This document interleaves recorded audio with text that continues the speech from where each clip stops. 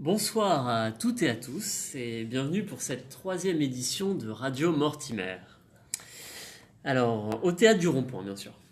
Donc, l'été arrive et la saison théâtrale se termine, mais il reste encore, durant ce mois de juin, quelques belles pièces à aller voir, dont on va vous parler tout de suite. Alors, pour ceux qui nous écoutent pour la première fois, Radio Mortimer, c'est donc une émission où on parle pendant 1 heure de spectacle vivant, avec une équipe de chroniqueurs tweetos de choc que j'aurai le plaisir de vous présenter dans quelques minutes. Je précise que si vous souhaitez intervenir pendant l'émission, c'est possible avec le hashtag Radio Mortimer. Donnez-nous vos avis sur les spectacles ou posez des questions à nos chroniqueurs. Ils vous répondront avec grand plaisir. Alors, au sommaire de l'émission ce soir, nous avons donc Cendrillon, donc une reprise de Joël Pomera actuellement au Théâtre de la Porte Saint-Martin. Nous avons Interview, qui est une création de Nicolas Truong, qui est au Montfort en ce moment. Une vie, qui est de Pascal Rambert, qui a été créée pour la Comédie Française. Et on finit en douceur avec une pièce de boulevard, C'est encore mieux l'après-midi, créée par Ray Connet. Donc, nous allons commencer par Cendrillon. Alors, avec donc Cendrillon, c'est une pièce qui a été créée en octobre 2011 à Bruxelles. C'est écrit et mis en scène par Joël Pomera. Donc ça a été adapté donc d'un conte de Perrault et aussi de la version des frères Grimm. Alors pour parler de cette pièce, je suis accompagné de Elle Strapontine du blog Les Espaces Libres. Bonsoir à tous. Sur les planches. Bonsoir. Et Théatoile. Bonsoir. Bonsoir mesdames. Alors, donc je ne vais pas vous refaire l'histoire de Cendrillon, je pense que vous la connaissez tous.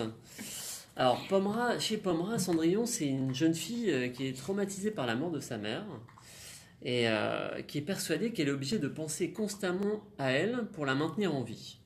Voilà un petit peu en quelques mots le pitch de l'histoire. Donc on est loin de la version de Walt Disney. Ça a beaucoup changé chez Pomera, c'est pas la même chose. Alors, on va commencer par un tweet. On prend un de vos tweets pour commencer. Alors, Pomera, donc on a un tweet de Chactas qui nous dit « Pomera, il a quand même tout niqué avec son Cendrillon. » Donc voilà, mes chères chroniqueuses, je vous laisse réagir sur ce tweet. Oui, il a tout niqué avec Cendrillon. Oui, alors il a tout niqué avec Cendrillon. Je pense que ça dépend déjà de ce qu'on entend par niquer. Est-ce que ça veut Voilà. dire qu'il a tout déchiré? Dans ce cas, je pense qu'on peut dire que c'est une réussite. C'est une réussite. Moi, j'ai trouvé. Alors déjà, en fait, je m'attendais pas du tout à ce que ce soit le conte. Et finalement, il y avait un petit peu de féerie malgré tout et un petit peu de sérieux et d'émotion. Moi, j'ai trouvé que c'était vraiment un vrai voyage. Voilà. D'accord. Il nous aspire dans son univers et un peu cinématographique d'ailleurs. Il y a du son, des images. J'ai trouvé que c'était très fort, comme si on allait sous l'eau en fait. Progressivement, on voyage. Voilà, c'est l'effet que ça m'a fait. Mais en même temps, c'est une version beaucoup plus sombre que celle dont on a l'habitude de voir dans d'autres adaptations. Et voilà, faut pas y aller si on rêve de voir une jeune fille en super belle robe, la princesse, le prince, tout va bien, tout finit bien. C'est beaucoup plus intériorisé. Il y a un côté où en fait Cendrillon va apprendre au prince la vérité sur sa mère, puisqu'on a replacé la mère au centre de toute la pièce. Le décès de la mère, l'absence, le deuil. Et c'est vrai que du coup, ça gomme un petit peu le côté super léger de Walt Disney, par exemple. Et là, on est vraiment sur quelque chose de réfléchi, d'intelligent. Et on y va on ressort en fait nourri de quelque chose. Et pas juste du divertissement, il était une fois et ça finit bien. D'accord. Est-ce que... Strapontine, J'ai le droit. réaction, ouais. Oui. Non, c'est vrai que ce tweet, il est marrant, évidemment. Et puis, effectivement, c'était très bien. On en ressort avec quelque chose de plus. C'est une vraie réécriture du conte. C'est très différent. Ça aurait pu s'appeler autrement, finalement, que Cendrillon. D'ailleurs, il joue beaucoup avec les jeux les noms. La petite fille s'appelle Sandra. Puis Cendrier, il a vraiment gommé plein de choses. Ça aurait pu avoir porté un autre titre que Cendrillon, finalement. J'ai bien aimé la version avec le prince aussi. C'est pas la princesse qui perd sa chaussure, c'est le prince qui donne la chaussure en souvenir à Cendrillon. enfin qui ne s'appelle donc pas Cendrillon. J'ai bien aimé ce genre d'inversion. Et c'est vrai que c'est vraiment une pièce sur le deuil, donc c'est très, très prenant, ça prend souvent à la gorge. D'accord. Ouais, j'ai vu que j'ai souvent vu le mot cruel, éprouvant. Est-ce que vous avez trouvé ça éprouvant? Alors certaines scènes, j'ai trouvé qui étaient presque choquantes en fait. Je me suis dit, il y avait des enfants, c'est vrai que ça leur parle peut-être pas de la même manière qu'à un adulte, parce que je trouve que ça parle un petit peu de la vie, du temps qui passe, du deuil. Mais il y a certaines scènes qui sont assez violentes, par exemple celle où la petite fille est dans son lit en fait et elle s'interdit évidemment de vivre sa vie et elle répète le petit prince a dit, ça tourne en boucle et c'est vrai que ça envahit l'espace aussi sonore, je trouve, et c'est assez choquant. Je me suis sentie assez ébranlée par certaines scènes. Mais à mesure que le temps passe, il y a quelques petites touches plus légères, sa rencontre avec le prince, qui font que on est de plus en plus soulagé, apaisé. D'accord. Voilà. Donc c'est sombre et en même temps il y a quelque chose de réconfortant, comme la vraie vie en fait. Voilà. C'est toute une palette d'émotions en fait. C'est pas que sombre ou que drôle. Voilà, on passe vraiment par toutes les émotions. Et comment il nous retranscrit ça au niveau scénique? Est-ce que ça passe au niveau de la lumière, du son justement? Est-ce qu'il y a des choses particulières qui vous Alors, ont... le son, beaucoup d'accompagnement sonore, j'ai trouvé, même quand il y a les acteurs parlent, parfois il y a un fond sonore qui est très très bien fait, j'ai trouvé, qui n'envahit pas en fait l'espace, mais qui accompagne chaque scène. Ça, j'ai trouvé que c'était très réussi. Et au niveau de la lumière, comme toujours chez Pomera, c'est magnifique. C'est très travaillé. C'est très travaillé. Par exemple, la toute première scène où on voit la petite fille qui essaye de communiquer avec sa maman qui est très malade et qui est en passe de mourir. La maman est éclairée et j'ai eu vraiment un long instant d'hésitation. Je me suis demandé si ça faisait pas partie du dispositif vidéo qu'il y avait derrière. La manière dont elle est éclairée dans le lit, ça donne un effet de 2D qui est vraiment déconcertant en fait. Je me suis vraiment demandé au tout départ si c'était de la vidéo. Comme une silhouette. Comme c'est plat, c'est la lumière très froide fait que c'est plat. C'est vrai que ça fait penser aussi au moment où effectivement on s'imagine des fois que la vie quitte un corps et dans certains films par exemple on voit il y a toujours une silhouette qui sort du corps pour montrer que l'âme s'en va et moi ça m'a fait penser à ça effectivement à ce moment-là. Après du coup je dirais parfois j'ai trouvé ça trop cinématographique. J'ai trouvé ça très beau, mais il m'a manqué en fait ce qu'on a souvent au théâtre, c'est-à-dire la projection des émotions pures des comédiens vers le spectateur. J'ai trouvé qu'il y avait un filtre qui était très esthétique, très artistique, mais qui m'a empêché d'être complètement dedans. Ah oui, alors que moi, à un moment donné, j'avais vraiment la gorge nouée, serrée de voir, plus justement à partir de la rencontre avec le prince, où lui aussi a perdu sa maman, mais on lui a caché. Moi, j'ai trouvé la fin justement pas très réconfortante. Enfin, plus on avançait vers la fin, plus je me sentais triste, prise par l'émotion. Mais j'ai été émue, mais je pense qu'il m'a manqué un côté physique, en fait, avec les comédiens, un rapport au corps ou quelque chose de plus palpable. En fait. D'accord. Voilà. Oui. J'ai trouvé atténué par la mise en scène très très belle, mais peut-être parfois trop, justement. D'accord. Voilà. Est-ce qu'on n'a pas... Pardon, excuse-moi. Allez-y. Non, je voulais juste dire que à l'inverse, j'avais pas du tout été dérangée par ce côté-là. Moi, j'avais ressenti toutes les émotions et Donc pas de mise à distance. non. En tout cas, j'ai pas eu ce manque. Et ce qu'on a oublié de dire aussi, c'est que c'est conté, c'est raconté par une voix très belle d'ailleurs, avec un joli accent, et par un conteur qui fait des gestes qui correspondent pas du tout au langage des signes, mais qui fait des gestes pour symboliser la conteuse, alors que c'est un homme justement sur scène. Et les moments drôles aussi, la fée. Il y a des moments drôles. La fée, elle est géniale. La belle-mère aussi, très haute en couleur. Vraiment. Qui joue avec agressivité, mais finalement, je trouve que ça passe bien du début à la fin, c'est juste. Et elle n'est pas si cruelle que ça au final, puisque là, c'est vraiment Cendrillon qui veut se châtier d'avoir oublié sa maman plus de 5 minutes. Sa cruauté à elle aussi. Ouais, tout à fait. D'ailleurs, à chaque corvée, elle dit que ça lui fera du bien. C'est très violent, ça. Ouais. Je trouve ça très violent. Donc il y a vraiment un mélange de violence et parfois des touches d'humour. C'est une violence qui est un peu sublimée, qui est rendue belle. C'est pas du coup cruel vraiment dans le sens de la cruauté pure et simple. Il y avait des enfants dans la salle ou Oui, beaucoup. Oui. D'accord. Aussi. Et je pense que ça leur a plu. Moi j'ai vu les... Moi ça rigolait pas mal. Voilà. Oui, ça leur a beaucoup plu. Ils étaient choqués par tous les gros mots, Oui. par les insultes qu'il pouvait y avoir sur scène. Et oui, ça, je pense que ça leur a bien parlé. Et ils ont été emballés par la fée, a priori. La fée, elle est géniale. Ce personnage est absolument, on dirait un peu, mince, dans Les Visiteurs, comment ça s'appelle, Gigi dans Les Visiteurs. Cette fée qui sort un peu d'une poubelle, qui fume comme un pompier, et qui parle d'une manière très vulgaire. Dame Ginette, c'est ça? C'est ça. D'accord. Dame Ginette, pardon. Oui, Gigi, non mais... Gigi. Peut-être que c'est pour les intimes, peut-être Voilà, que j'avais c'est pas ça. connaissance de C'est ce ça. surnom. C'est ça. C'est ça. Et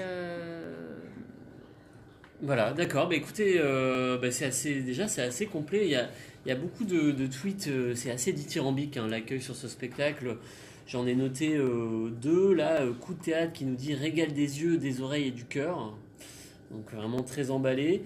Martial Lutin nous dit je ressors stupéfaite, enjouée et touchée de mon premier pomme-rat. Il était temps, merci. Donc c'est vraiment un gros succès public donc, qui est à voir au théâtre de la Porte Saint-Martin jusqu'au 6 août. Je ne sais pas s'il y a des réactions sur Twitter déjà actuellement. Pas encore. Ok, très bien. Bah, écoutez, je remercie donc Est Rapantine, Théatoile, et sur les planches d'avoir chroniqué cette pièce. Et voilà. Et donc oui. Alors ça, nous enchaînons.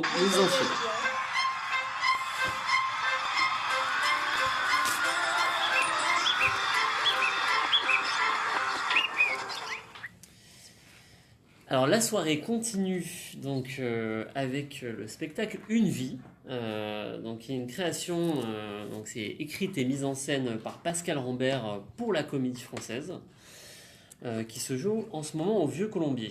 Donc ça a été écrit spécialement pour les 6 acteurs de la troupe avec un enfant.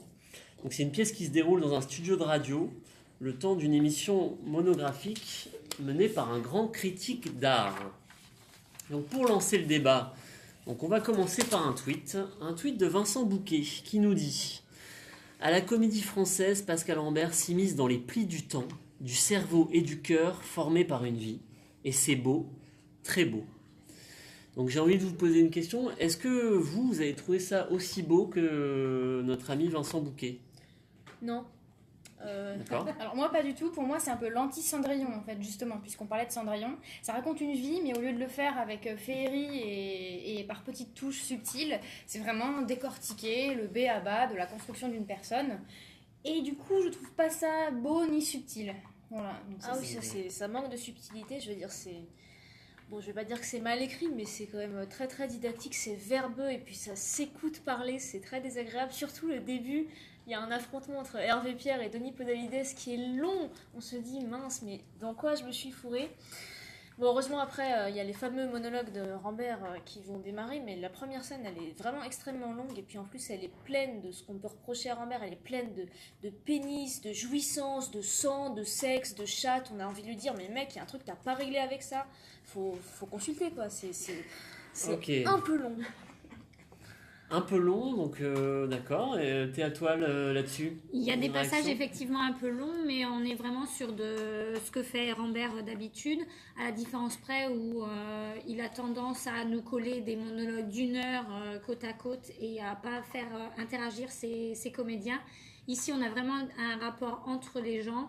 Ils se parlent entre eux, c'est pas 1 heure, il y en a un qui parle et 1 heure un autre, ou une demi-heure. Ouais, comme dans Clôture de l'amour. Voilà, comme Clôture de l'amour ou Répétition par exemple. Mais effectivement, il y a vraiment des passages qui sont un peu longs et qu'il aurait fallu couper. Mais en même temps, ça fait partie de son écriture. Et on a la chance aussi d'avoir une troupe et une distribution vraiment de qualité pour porter ce texte-là. Avec peut-être d'autres personnes sur scène, ça aurait été un fiasco total. Oui, enfin, on pourrait peut-être revenir sur le fait que si Pascal Rambert ne sait pas vraiment écrire bien des monologues, pourquoi il s'entête à écrire des monologues? Parce que finalement, les meilleures parties de cette pièce, c'est les dialogues. Le dialogue de la fin qui arrive, on se demande pourquoi, parce qu'il n'a aucun rapport avec ce qui a été dit avant. Il y a des personnages qui reviennent alors qu'ils étaient censés être morts, enfin bon, ok.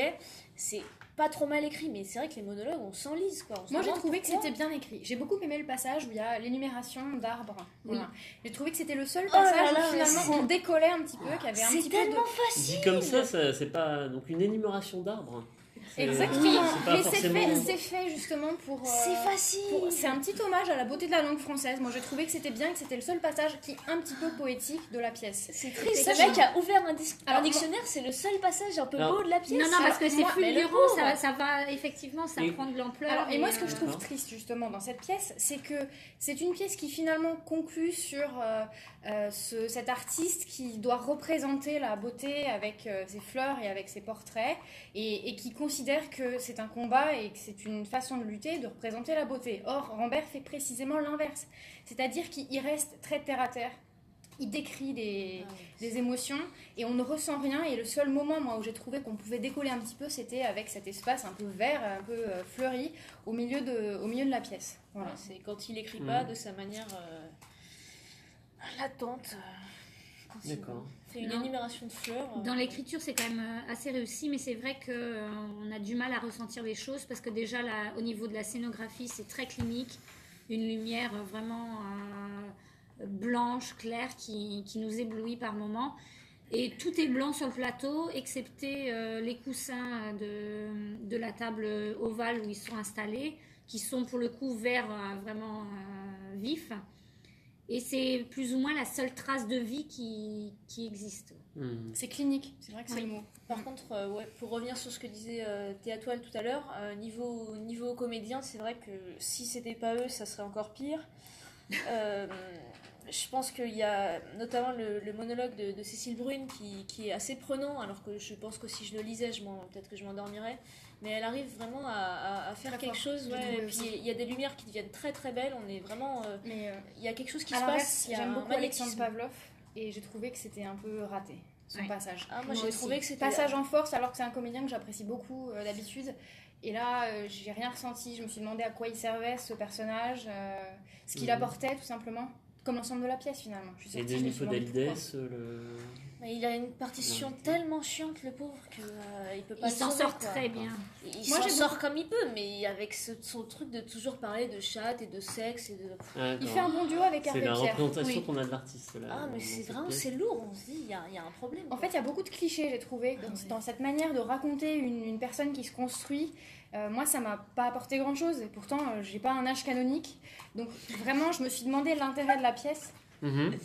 Ah oui, on se demande tout au long de la pièce quel est et, l'intérêt de et ce aussi qu'on sa voit. vision des D'accord. femmes. Ça, c'est une chose que j'ai trouvé assez décevante. Enfin, Ouais, voilà. la vision de la femme comme un sexe ouvert, quoi. C'était vraiment super sympa. C'est beau, c'est. Et c'est vrai que c'est assez à contre-courant de ce qu'on peut voir sur Twitter, notamment dans les réactions, dans les critiques de presse. C'est vrai que là, j'ai sélectionné notamment 2 tweets.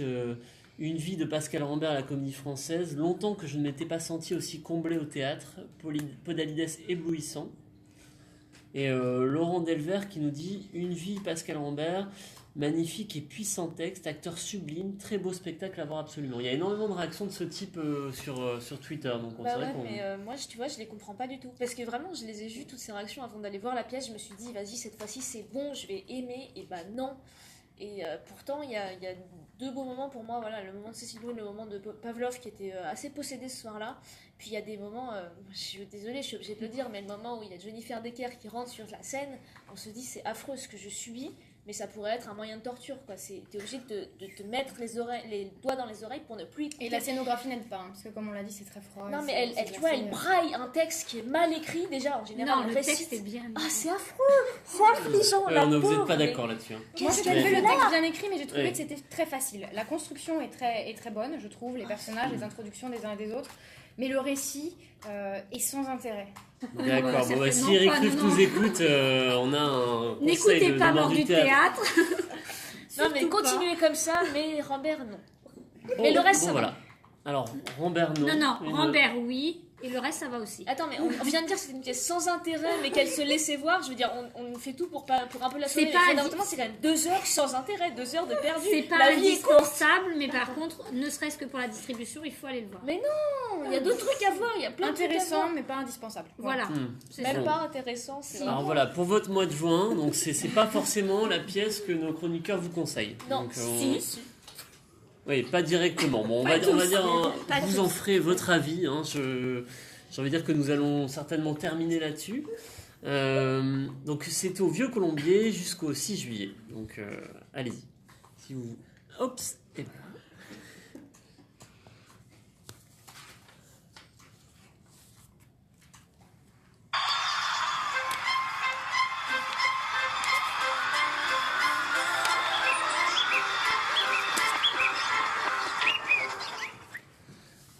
Alors maintenant nous passons à Interview, donc la troisième pièce de la soirée. Donc c'est une création donc, écrite et mise en scène par Nicolas Truong et interprétée par Nicolas Bouchot et Judith Henry, qui se joue en ce moment au Montfort. Pour en parler, donc, je suis avec Mordu Théâtre, Quatrième Mur et Roger 42. Bonjour. Bonsoir. Alors, Interview en quelques mots, donc c'est une pièce de Nicolas Truong donc, qui questionne la pratique journalistique, donc une pratique qui est connue de notre monde médiatique, qui est l'interview. Donc en cette période électorale, l'interview on en voit passer. Donc on peut dire que l'interview c'est une sorte de jeu de rôle, déjà on est un petit peu au théâtre déjà dans une interview, donc c'est vrai que on pourrait dire que c'est assez propice. Donc on commence par un tweet donc, avec Laure Dossi qui nous dit « Courez voir cette pièce formidable de Nicolas Truong au Montfort, passionnante réflexion sur l'exercice de l'interview et sur le journalisme. » Alors, est-ce que vous êtes d'accord avec Laure Dossi ? Est-ce que c'est passionnant ? Est-ce qu'il faut y courir au Montfort pour voir l'interview ? Oui. Non. Ah si. Si, Allez-y. non. C'est pas une Quelqu'un. pièce. C'est pas une pièce, C'est là. un documentaire. Non, Ou pas du alors, tout, je suis absolument c'est pas un d'accord. OVNI. Attendez. Chacun son tour. Alors, Roger. C'est un OVNI, un objet théâtral non identifié. Quelque chose qui m'a fait penser effectivement à un documentaire. Parce que tout simplement, en fait, on voit une série de séquences d'interviews ou d'entretiens, justement, qui ont été déjà réalisées avec des gens célèbres, dont Florence Aubenas, par exemple, ou Jean Hatzfeld. Et c'est... Et c'est... Ouais, bon. Excusez-moi. Et c'est vraiment très instructif. Seul problème, c'est que la mise en scène est très très sobre et en fait on joue sur la proximité des comédiens qui sont avec nous devant, mais vraiment on pourrait presque les toucher. Mhm. Par moments ils viennent d'ailleurs dans le public. C'est intimiste. Hmm C'est intimiste, quoi. Il y a ce côté Oui. très... Oui. Mhm. Et franchement, quand on passe d'une interview à l'autre, justement, il n'y a pas de coupure, c'est coupé, c'est brut, c'est un peu sauvage. C'est tout l'intérêt, parce que c'est une pièce qui cache formidablement son jeu, parce qu'il y a le discours apparent et il y a la couche en dessous. Et effectivement, l'interview, au départ, ça peut paraître anecdotique, parce qu'on les voit raconter leurs interviews avec des petites histoires. Florence Aubenas qui raconte l'histoire de la grève des routiers, du fameux Tarzan. Et après, ça devient un petit peu plus lourd avec Hatzfeld qui raconte le génocide du Rwanda et ça devient même carrément poignant.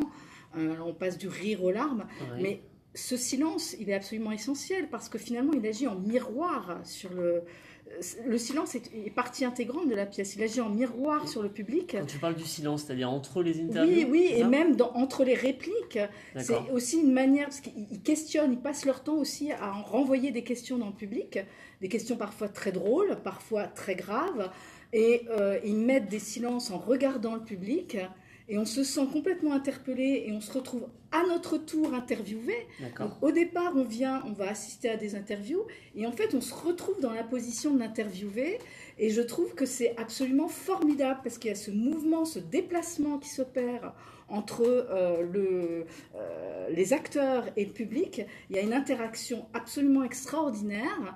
En plus, ils regardent vraiment les gens, et c'est là où il y a le talent des acteurs.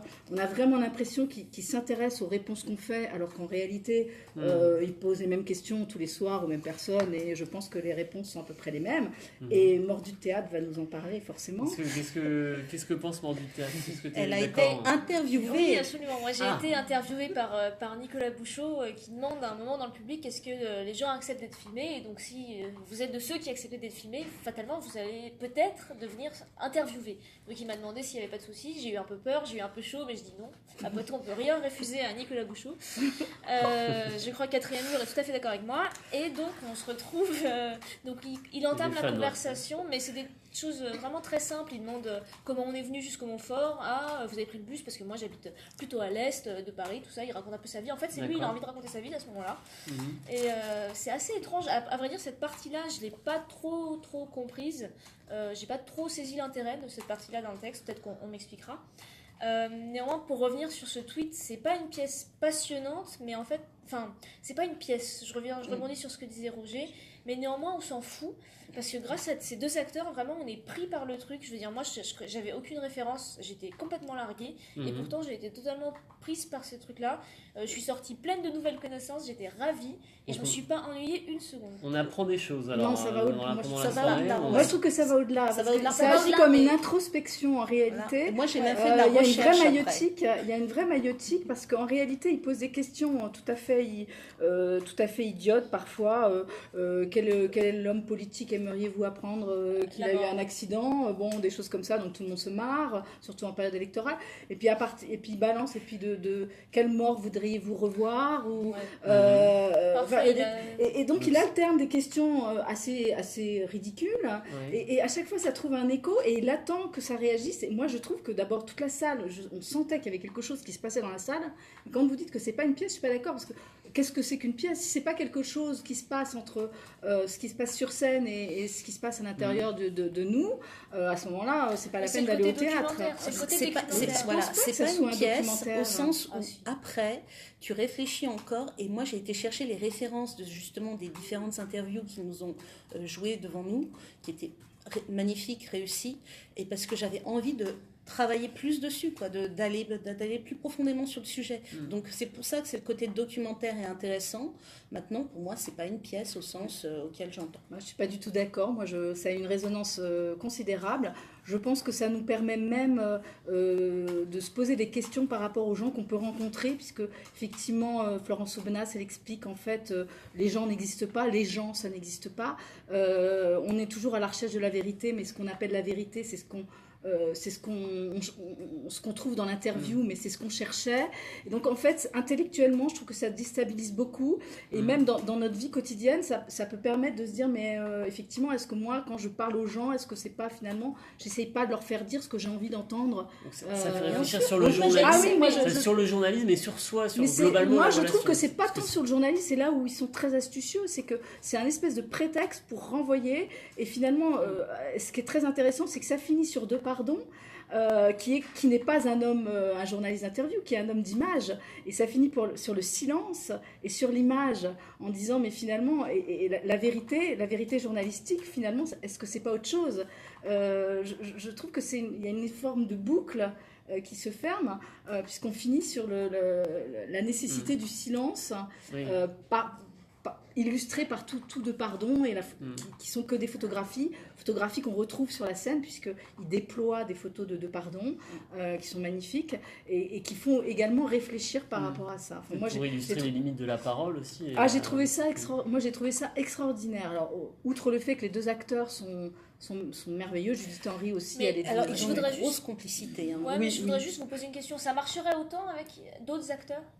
Mais alors ça, écoute, avec des si, tu peux pas... Non, mais en vrai, tu le sais, non, ça marcherait pas autant. Effectivement, tu mets deux personnes qui ne savent pas jouer, peut-être que ça marcherait pas. Je te parle pas de deux personnes qui savent pas jouer, je te parle de deux personnes qui n'ont pas cette présence-là. Cette question est absurde. Merci. Voilà, la question est absurde. Bon. Non, mais pour moi, ça fait partie intégrante. Un spectacle, c'est un tout, c'est pas qu'un texte. C'est un texte, des acteurs, une alchimie entre Tu reverrais ce spectacle avec d'autres acteurs? Oui, pourquoi pas, si c'est des acteurs qui sont capables de porter ça et de... Pourquoi pas? Enfin, moi, ça me... je sais pas, pour moi, sans ces acteurs-là, ça aurait pas pris de mon côté, je pense. Ouais, je suis assez d'accord. Le texte est entièrement soutenu par eux, par leur présence, par leur intelligence et leur... Il y a peut-être d'autres acteurs qui sont capables de cette même intelligence et de cette bien même sûr, présence. ce que je veux dire, c'est quand on revient sur le fait que c'est pas vraiment une pièce, c'est ce côté-là où le texte est entièrement, il est fait grâce à eux. Ils ont participé à l'élaboration, ça se sent. On va pas rentrer dans le débat, savoir si qu'est-ce qu'une pièce, est-ce une pièce, mais bon. Mais allons-y, je nous pense sommes que là pour c'est un ça bon aussi. moment de spectacle vivant, je pense, franchement. Oui, c'est un bon moment, mais On est tous d'accord. on est tous d'accord avec ça.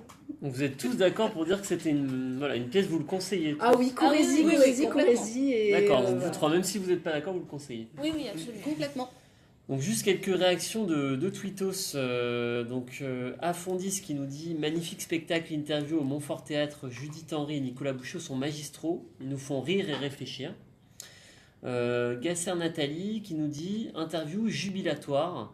Judith Henry et Nicolas Bouchot sont au top. Donc encore une fois beaucoup de réactions. C'est un spectacle qui apparemment a un bon accueil. Il vous reste plus que quelques jours pour aller le voir. Donc c'est au Montfort jusqu'au 17 juin. Donc merci à vous trois pour cette chronique. Ah, il y a une réaction, pardon. Non. Alors c'est Oui. Chactas. Oui. C'est Chactas qui avait tweeté sur Pomera, Ah oui, qui tout nous à fait. demande qui nous sommes et qui rajoute PTDR. Ah. Et bien alors chaque tasse, voilà, on applaudit cette intervention. Merci, chaque Alors, tasse. chaque tasse, merci de réagir, hein, c'est ça qu'on demande sur Radio Mortimer, on aime les gens qui réagissent. Donc écoute, on est une petite bande de passionnés de spectacles vivants et on en parle voilà, une fois par mois dans une émission. Donc on te conseille de nous suivre et n'hésite pas à interagir la prochaine fois. Qui es-tu? Échange de bannière.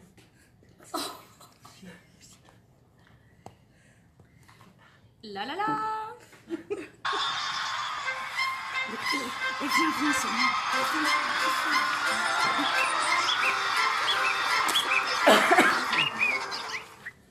Alors on va terminer cette émission avec une dernière pièce donc, qui est une comédie. Donc on a un petit peu de légèreté là pour terminer cette émission. Donc, Ouais, c'est les vacances. ah oui, c'est l'été, hein, on se détend un petit peu. Donc la pièce s'appelle C'est encore mieux l'après-midi. Donc c'est l'histoire d'un député, on est en pleine actualité, qui préfère passer l'après-midi avec sa secrétaire plutôt que d'assister à un débat parlementaire. Alors manque de chance évidemment, sa femme loge dans le même hôtel où il ramène sa secrétaire, donc ça crée quelques petits rebondissements. Donc ce sera repris au Théâtre des Nouveautés en septembre. Donc c'est une pièce de Réconné, donc mise en scène par José Paul, avec Sébastien Castro notamment, Lisiane Meis et Guillaume Pellegrin notamment. Donc pour en parler, donc je suis avec Théatoile, avec Quatrième Mur et avec Roger. Voilà. Donc on commence par un tweet donc avec un tweet de Curieuse Artemis qui nous dit c'est encore mieux l'après-midi, ça fait longtemps que je n'avais pas autant ri au théâtre, merci. Donc est-ce que vous avez ri pendant cette pièce? Oui, beaucoup. Oui, énormément. Beaucoup. D'accord. Et c'était pas gagné parce que moi, je suis pas très cliente du boulevard d'une manière générale. Mais là, franchement, c'est tombé au bon moment. Et c'est un boulevard qui s'assume complètement. C'est-à-dire qu'il va à fond sur les portes qui claquent, D'accord. sur les amants et les maîtresses dans le placard, sur le personnel un petit peu manipulateur de l'hôtel, etc. Il cherche absolument pas à faire de l'intellect. Peut-être par petite comparaison avec ce qui se donne à la Comédie Française en ce moment, qui est un boulevard qui essaye en même temps de faire un peu plus intelligent. Là, non, ils restent bien au premier degré. Ils assument complètement le côté mari, femme, amant. Et c'est d'un drôle. Enfin, Et il y a franchement, beaucoup d'énergie de la part des comédiens aussi pour que ça marche bien. Il y a du rythme. Ah oui, beaucoup Tout de est rythme. millimétré en fait. Ouais. D'accord, donc c'est- c'est très construit. Ouais, ouais. Et José Paul a fait quelque chose de très très bien. Et cette pièce, moi je l'ai vue il y a 30 ans. C'était la première fois qu'elle était jouée. Et j'en garde un souvenir énorme, hein, parce qu'il y avait Pierre Mondy dans le rôle du député à l'époque. Ah oui. Et, Jean Poiret était dans la salle. Et j'en garde un souvenir vraiment ému et surtout qui m'a donné envie de voir du théâtre parce que j'étais ado à l'époque et on m'avait un peu traîné voir cette pièce. Mhm. Et en fait, non, c'est une très bonne comédie pour mettre le pied à l'étrier, pour aimer le théâtre. Voilà, la preuve, je suis là. Et alors la question que tout le monde va se poser, c'est est-ce qu'à l'époque, Pierre Mondy avait le même slip léopard que Pierre Cassignard? Ça ne m'a pas marqué du tout, donc je ne pense Alors pas. ça, c'est une réserve de la pièce. Il y a une histoire de slip léopard. Oui, non, vrai c'est que, une réserve de la on entend pièce. ça, Moi, mais- je pense que ce n'est pas pour tout public et je pense que les plus jeunes peuvent être choqués. Non. Mais choqué par un les, slip, c'est-à-dire les gens, mais parce que en fait, perpétué. Pierre Cassignard a bien, je pense, il a pris une coquille et puis il a bien fait ce qu'il fallait parce que je ne pense Il pas a pris qu'il son rôle au aussi- sérieux, c'est ça? On Voilà. voit que t'étais au D'accord. premier rang, toi. hein. Voilà, on était au premier rang, au deuxième rang, donc en fait on avait un petit peu la vision au gros plan, puis moi à mon âge j'ai plus tant l'occasion, donc franchement Ah bon, il y a, Moi, il y a ça des, il y a des s'appelle, confidences ce soir, c'était pas le but, mais... je plaisante. Bon, en réalité effectivement c'est très drôle parce que Pierre Cassignard qui a d'habitude une espèce d'image un petit peu de mec un petit peu arrogant, enfin comme ça, là tout d'un coup il arrive à se ridiculiser, c'est peut-être là une preuve d'intelligence de sa part parce que c'est vraiment lourd, hein. Il est en slip léopard, en peignoir léopard, il a un rôle assez veule et donc c'est pas si évident que ça. c'est assumé encore une fois. Voilà, ce côté- Castro peut-être. Oui. Et Castro, j'en ce par- sera non, mon c'est- assistant personnel. Un jour, il sera moi, à moi. Donc il joue le rôle de l'assistant du député. Tout à donc. fait. Ok. Et il est catastrophique en tant qu'assistant, Mhm. mais il donne de sa personne, et ça, c'est une qualité qu'on ne peut pas lui renier. Et de fait, moi, je veux l'embaucher, quoi. Non, mais D'accord. l'acteur est Ah oui, absolument formidable. Non, mais c'est Tous, formidable. ils sont ouais, tous, c'est- Et il y a aussi celui qui joue Rudy Milstein aussi, Oui. qui fait un personnage. Ils sont tous extraordinaires. Alors les femmes sont un rôle un peu plus effacé, effectivement. Bon, c'est peut-être le reproche qu'on peut faire à ce type de pièce, mais c'est un formidable bon moment et franchement allez-y, et ça va être repris, je crois. Oui, c'est Ah ça. oui, Aux oui, ça va nouveautés. être repris au Théâtre des Nouveautés, oui, à Le partir 22 du 22 septembre. C'est ça, j'y serai. C'est vrai S'il y qu'il a un petit coup de blues, il faut vraiment y aller, hein. Ça Oui. rebooste à fond. D'accord, mais en plus ça résonne un petit peu avec l'actualité quand même, Complètement. l'histoire de députés et d'assistants parlementaires, ça, on peut pas En fait, s'empêcher ça a été de faire écrit le en lien. 1984, donc c'est pas, en fait, Et c'est pas du boulevard à l'ancienne, en fait. Et- C'est relativement récent.